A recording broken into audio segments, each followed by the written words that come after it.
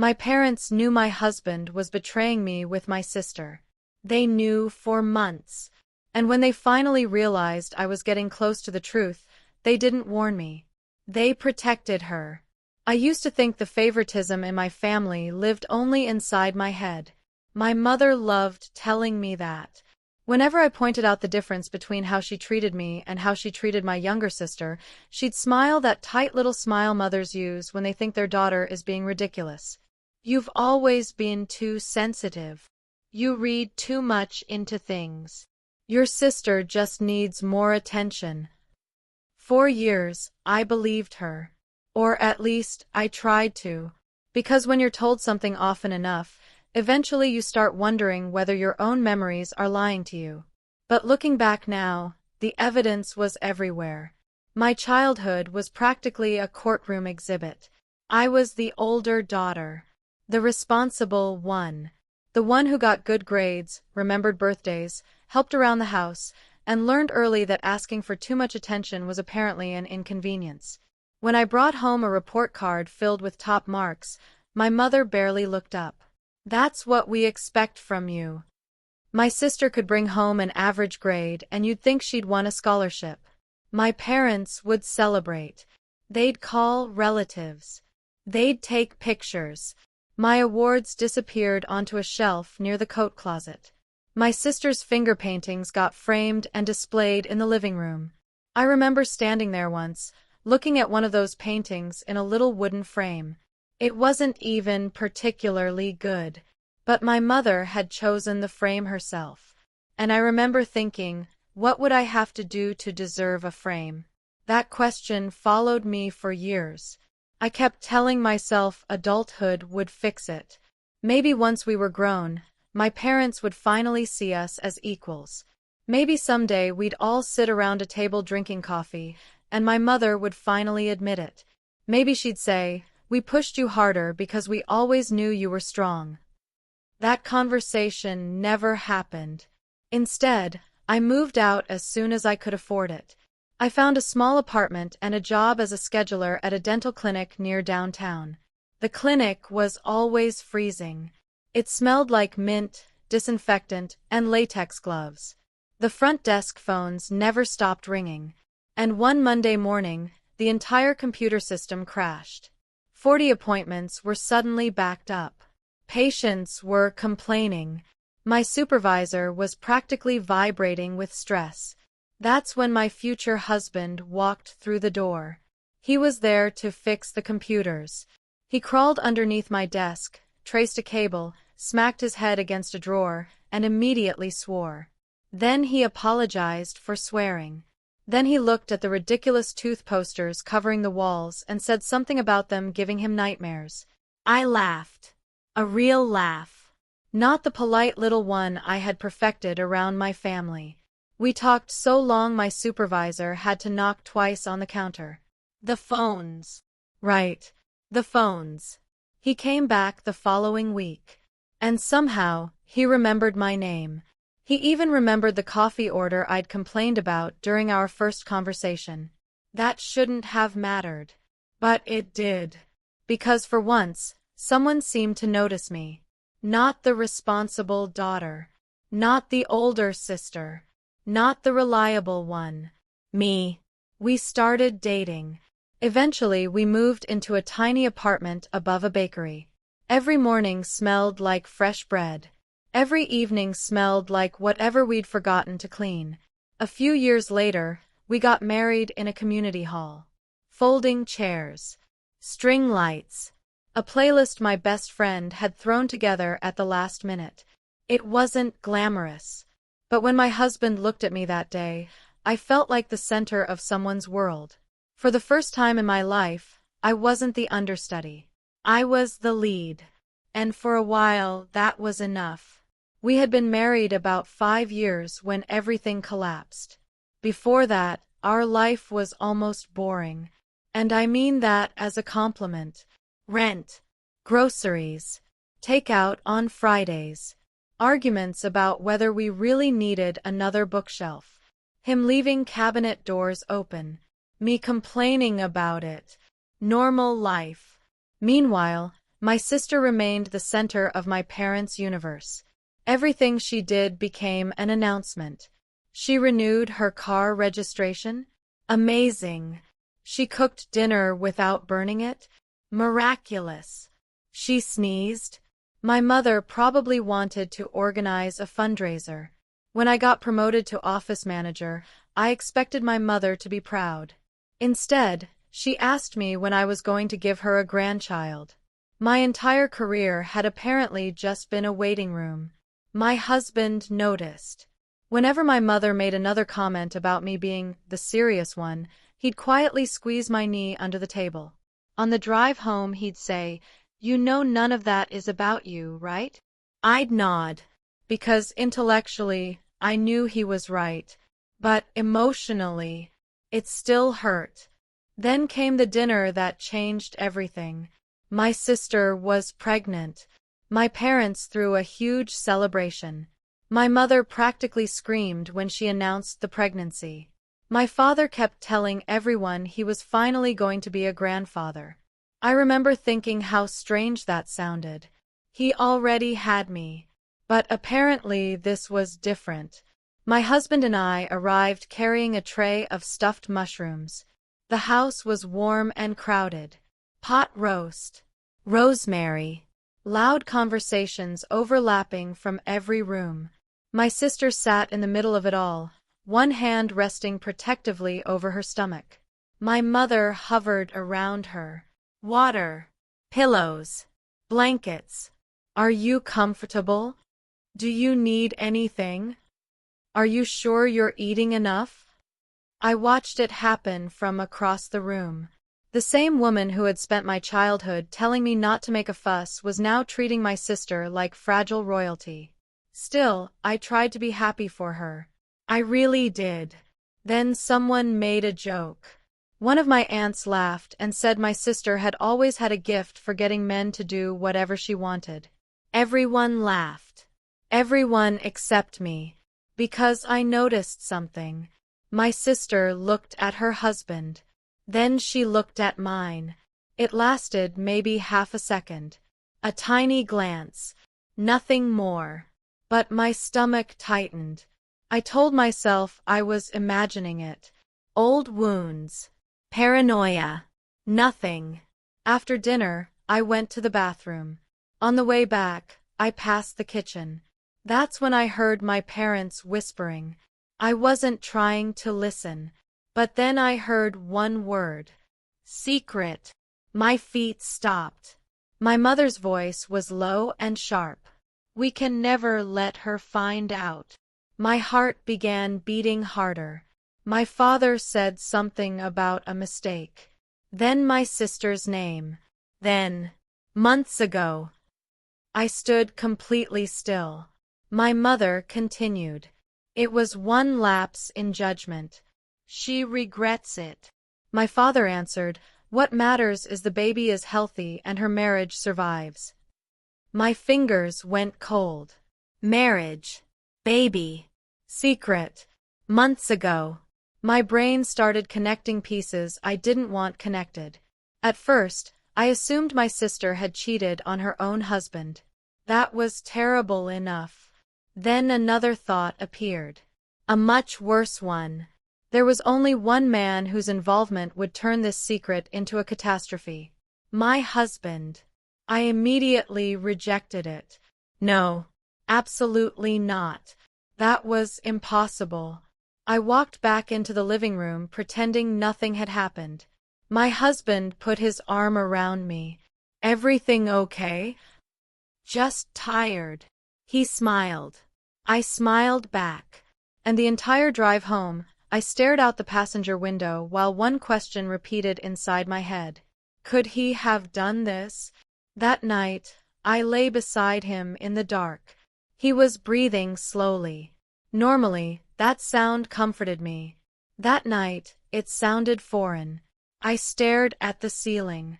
I thought about our wedding, our apartment, every ordinary morning, every promise. Then I thought about my sister's face at dinner. I couldn't sleep. Eventually, I made a decision. I needed proof. Not reassurance. Not a denial. Proof. When his breathing became deep, I quietly got out of bed. I took his phone from the nightstand. My hands were shaking. I knew the passcode. We'd never had secrets before. At least, I thought we hadn't. The first few minutes showed nothing. Work messages, group chats, emails. Nothing. I almost convinced myself I'd been wrong. Then I found a photo album with an incredibly boring name. I opened it. Invoices, screenshots, equipment photos. Then I saw the picture. My husband, my sister, sitting together in his car. Too close. Her hand resting on his leg. His wedding ring visible. My mouth went dry. I kept scrolling. Another picture. The two of them outside a motel. I recognized the building. The timestamp was from months earlier. The exact window my parents had been talking about. Then another photo. My husband holding the door open. My sister walking beside him. I didn't need anything more. But I kept looking. Because once you've spent your entire childhood being told that what you see isn't real, you learn to collect evidence. I opened their messages. Most had been deleted. But not everything. A few remained. My sister had written, "She has no clue." My husband had replied, "We have to be smarter." Then another message, "Relax. Mom and Dad have our backs." I stared at that sentence until the screen blurred. My parents knew. They knew. I kept scrolling. And what I found next destroyed whatever was left of my denial. Because my husband hadn't just betrayed me. My family had helped him hide it. And suddenly, every painful memory from my childhood looked different. Every time my sister was chosen. Every time I was told I was imagining things. Every time I was expected to swallow my hurt and smile, it wasn't in my head. It never had been. And now I had proof. The only question left was what I was going to do with it. I didn't confront them immediately. That probably sounds strange. But I knew my family. If I walked into my parents' house crying and waving screenshots, they'd find a way to make me the problem. I had spent my entire childhood hearing the same words. "You're too sensitive. You're overreacting. You're jealous. You're making a scene." I wasn't going to give them another chance to use those words against me. So I stayed quiet. I went to work. I smiled at patients. I answered phones. I came home and sat beside the man who had betrayed me. Every time he touched me, my skin tightened. Every time he smiled, I wondered whether he'd smiled the same way at my sister. I barely slept. And then I found more. An old voice memo. My husband's voice. My sister laughing in the background. He said something that made my stomach twist. "She's just in the way right now." Then, "This is temporary." My sister told him she was tired of sharing him. And he answered, "It will be us in the end." I stopped the recording. My hand covered my mouth. For several seconds, I couldn't move. Then I opened an old family group chat. There were private side conversations I'd never known about. And there it was. My mother writing to my sister. "You know we'll never tell your sister." My sister replied with a heart. My father added, "Everybody stumbles once. What matters is that you're happy and safe now." I read those messages again. And again. The affair hurt. But that message hurt more. Because my parents weren't shocked. They weren't horrified. They weren't trying to protect me. They had chosen her. Just like they always had. Then my mother called. Her voice was bright. Almost cheerful. "Cora, sweetheart, we were hoping you'd plan the baby shower." I almost laughed. They had hidden my husband's betrayal. They had helped my sister protect a secret pregnancy. And now they wanted me to organize a celebration. For her. I looked at the wall across from me. There was a tiny crack running through the paint. I stared at it for a long time. Then something inside me became very still.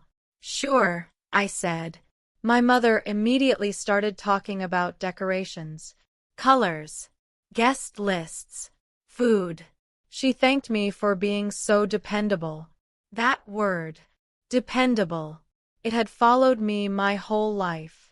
It was what they called me when they wanted something. I hung up and sat there quietly. Then I opened the folder where I'd saved everything. The photos, the messages, the voice recording, the evidence of my parents' cover-up. And I realized something. If they wanted me to host the party, I'd host it. But I wasn't going to give them the celebration they expected. I was going to give them the truth. The next few weeks were almost surreal. I acted normal. I texted my sister about decorations. I called my mother about food. I asked about dietary restrictions. I helped organize the guest list. Nobody suspected anything. My sister seemed completely comfortable. Sometimes she'd send me pictures of nursery ideas. Sometimes she'd complain about being tired. I would stare at those messages and think, you really believe I'm still the same person who knows nothing? The baby shower arrived on a Saturday afternoon. My parents' backyard looked like something from a magazine. Pastel decorations, tiny baby clothes hanging from a line, tables covered in food, balloons, gift bags, people laughing. My mother was glowing. My sister arrived wearing a flowing dress. Everyone surrounded her. Beautiful. Radiant. You're going to be such a good mother. I watched. My husband arrived later carrying drinks. My mother hugged him. My father slapped him on the shoulder. My sister looked at him. That same look. That same secret. Only now I knew exactly what it meant. I smiled. I played my part. I refilled drinks, moved chairs, checked on elderly relatives. My mother ordered me around like I was 12 again. Can you get more ice? Can you clean that? Can you move those chairs? I did everything, because I knew exactly when the performance would end. The games started. Everyone laughed. Someone measured my sister's belly with a ribbon. People took pictures. My husband came up behind me at one point. You seem tense. I turned. He smiled. Just relax. I almost laughed. Relax. That word coming from him was almost obscene. Then my mother announced the gifts. She stood in the middle of the yard and smiled. Cora has prepared something special. Everyone turned toward me. My sister smiled. I walked toward her holding a large envelope. My hands were completely steady. That surprised me. I had expected to shake. Instead, I felt strangely calm. My sister laughed. Please tell me it's not another bill. People chuckled. I handed her the envelope. Open it. She pulled out the first photograph. Her face changed. It was the motel picture. Her and my husband, walking through the entrance. She stared at it, then looked at me. What is this? Nobody answered. A cousin leaned closer. Someone whispered, Is that? My sister pulled out another page. A message. Her own words. She has no clue. The laughter stopped. Completely. My mother lunged forward. Cora. I stepped back. There is more. My father stood. Cora, stop this. I didn't. I had spent my entire life stopping myself from speaking, stopping myself from asking questions, stopping myself from demanding the same respect everyone else received. Not anymore. I walked toward the sliding glass door. Earlier that morning, I'd connected my phone to the television inside. I pressed play. My husband's voice filled the backyard. "She's just in the way right now." Silence. Then my sister's laugh. "I am sick of sharing you." And his voice. "It will be us in the end." The sound came through the speakers clearly. No one could pretend they hadn't heard it. My husband went white. My sister froze. My mother looked like she'd been struck. My father started saying my name. "Cora." Again. "Cora." But I kept going. I turned toward the crowd. Since we're all here to celebrate family, I thought everyone deserved to know what family actually meant to them. My sister's husband was standing near the back. He looked at the screen, then at his wife, then at my husband. His face had gone completely still. "What is this?" he asked. My sister tried to speak. Nothing came out. My husband stepped toward me. "Please. We need to talk privately." Privately. That word nearly broke something inside me. "No." My voice came out louder than I expected. "We're not doing this privately." I pointed toward my parents. "You knew." My mother shook her head. "I don't know what you're talking about." "You knew for months." My father told me to calm down. I laughed. Not because anything was funny, because suddenly the absurdity of it all was too much. "You called it a mistake." My mother said nothing. "You protected her." Nothing. "You knew my husband was betraying me, and you decided I didn't deserve to know." The backyard erupted. People started talking over one another. My sister's husband demanded answers. My father tried to explain. We were trying to protect everyone. Protect everyone? I looked around. At the crying relatives. At my sister. At my husband. At the shattered family gathering. This is what protecting everyone looks like? Someone shouted. Another person started crying. My sister's husband stepped toward my father. Voices rose. A chair scraped across the patio. Someone knocked over a drink. Then someone threatened to call the police because the argument was getting physical. I barely noticed. I had already said what I came to say. My mother wasn't looking at me anymore. She was looking around the yard. At the relatives. At the neighbors. At the people watching the perfect family image she'd spent years protecting collapse in real time. And suddenly I understood. That was what mattered to her. Not what happened to me. Not what happened to my marriage. The image. The reputation. The appearance of a happy family. I picked up my purse. Nobody stopped me. I walked inside. The house was suddenly eerily quiet compared to the chaos outside. I opened the front door, walked to my car, sat behind the wheel, and finally let myself breathe. My hands started shaking. My phone was vibrating nonstop. I didn't look. I drove home. That night, my husband finally came through the door. He saw the luggage immediately. His face changed. "Cora." I didn't answer. He stepped closer. "We need to talk." "No. Please." He started explaining. He'd been confused. We'd been distant. My sister had pursued him. He'd been weak. He called it a mistake. The same word my parents had used.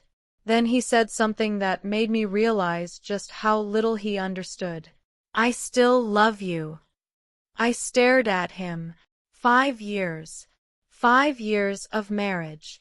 And he thought those 3 words could somehow compete with what I'd seen. I told him his things were packed. He looked toward the bags. You can't just throw away 5 years. You did that. He started crying. I didn't. Not yet. He talked about our wedding, our apartment, our good memories. I remembered all of them. That's what made it hurt. The memories had been real to me. Maybe that's the cruelest part. I told him I was filing for divorce. His expression collapsed. He tried blaming my sister, then my parents, then himself. It didn't matter. I opened the door. Leave. He stood there for another few seconds, then picked up his bags. He walked into the hallway. I closed the door, locked it, and slid down against it. That's when I finally cried. Not quietly, not gracefully. I cried until my chest hurt, until my throat burned, until there was nothing left. The next morning, my mother's message was waiting. It began, "I cannot believe you would be so cruel." Then came the accusations. Jealous, bitter, spiteful. She said I'd ruined my pregnant sister's special day. My father threatened to cut me off financially. My sister posted vague quotes online about toxic people who couldn't stand to see others happy. I blocked them all. But the story wasn't finished. Not even close. Because a few weeks later, I received a message from someone who knew my sister. And she wanted to meet me. She said she had discovered something. Something that might mean my sister's betrayal had gone much further than any of us realized. The woman who contacted me had been friends with my sister for years. We met at a small coffee shop near my work. She looked exhausted. Not tired. Exhausted. Like she'd spent several nights staring at the ceiling trying to rearrange memories that suddenly didn't make sense. After a few minutes of awkward conversation, she finally leaned across the table. "I think my husband might have been involved with your sister too." I almost dropped my coffee. She told me she'd been thinking about the previous year. The canceled plans. The strange excuses. The sudden secrecy. The unexplained absences. At first, she'd ignored them. Just like I had. Then the baby shower happened. And everything started looking different. I showed her what I'd found. She went home. She checked her husband's phone. A few days later, she called me. Her voice was shaking. "You were right.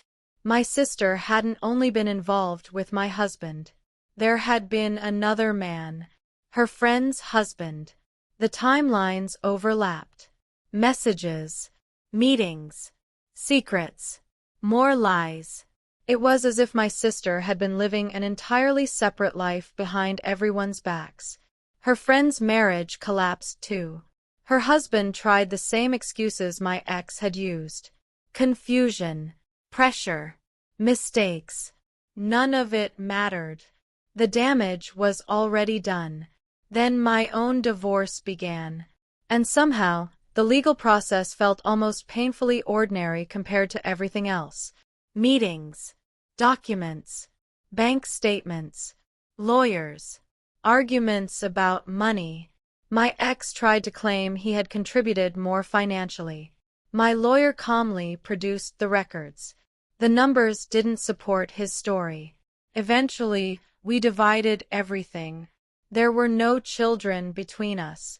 No custody battle. No reason to stay connected. Just paperwork. And a marriage that had once felt permanent reduced to signatures on documents. The divorce took almost a year. During that year, my sister had her baby. I didn't go to the hospital. I didn't call. I didn't send flowers. I heard about it through other people. My parents were thrilled. They posted photographs. My sister looked exhausted and happy. The captions talked about the hardest and most beautiful day of her life. But there was one problem. Her husband no longer trusted her. As the baby's birth approached, he had become increasingly suspicious. Eventually, he requested a paternity test. My sister fought it. She said it was insulting. She said the stress wasn't good for the baby. But the court ordered it. And when the results came back, the entire situation became even more unbelievable. The baby wasn't my sister's husband's. And the baby wasn't my ex-husband's either. The biological father was the other woman's husband. The same man whose affair with my sister had overlapped with everything else. For years, my sister had been the favorite, the protected one, the daughter my parents believed could do no wrong. And now there were consequences nobody could hide. Her husband's marriage ended. The other woman's marriage ended. My marriage ended. The baby was being raised amid the wreckage of choices adults had made long before anyone asked the child for permission to be involved. My parents still blamed me. That part never changed. According to them, if I'd handled everything privately, none of this would have happened. If I'd stayed quiet, everyone could have moved on. If I'd protected the family, things would have been different. But that logic always bothered me. Because the destruction didn't begin at the baby shower. It began when my sister betrayed her husband. It began when my husband betrayed me. It continued when my parents discovered the truth and decided I was the one person who didn't deserve to know. The baby shower didn't create the fire. It simply removed the lid. Word spread. Extended family started distancing themselves from my parents. People who had spent years praising their perfect family suddenly had questions. My parents complained that nobody understood them. My sister moved back into their house. She continued posting online about being abandoned, about being judged, about toxic people. My parents supported every post. Hearts. We love you. We're proud of you. The same pattern. Even after everything, they still protected her. And eventually, I understood something. I didn't need them to admit it. I didn't need my mother to apologize. I didn't need my father to say he'd been wrong. I didn't need my sister to suddenly become the person I'd spent my entire childhood hoping she'd become. I needed to leave. Completely. So I cut them off. No calls. No visits. No messages. No family gatherings. Nothing. I changed my number. Changed my email. Locked down my social media. At first, it felt terrifying. Then it felt quiet. Then, slowly, it started feeling peaceful. I began therapy. I told the whole story piece by piece. The childhood favoritism. The marriage. The affair. The cover-up. The baby shower. The divorce. Everything. One day, my therapist said something that stayed with me. You are allowed to choose peace over blood. I wrote that sentence down.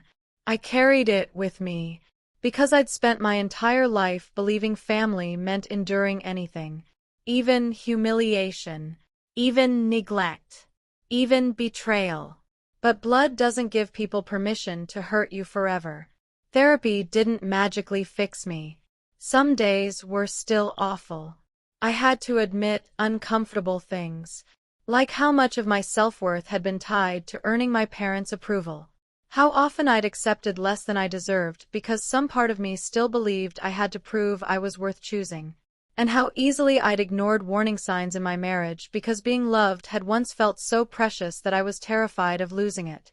Eventually, I moved. A new apartment. A different part of town. Furniture I actually liked. No memories attached to every wall. No one telling me what color something should be. No husband leaving cabinets open. No mother asking when I was going to have children. No sister walking into the room and instantly becoming the center of attention. Just me. My own life. I started developing tiny routines. Sunday mornings with coffee and a book. Evening walks.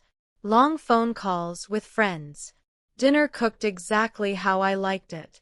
Sometimes I'd sit on my couch at night and realize I'd gone several hours without thinking about my family. That felt enormous. My ex tried to contact me a few times, always through someone else. He wanted closure. He wanted one conversation.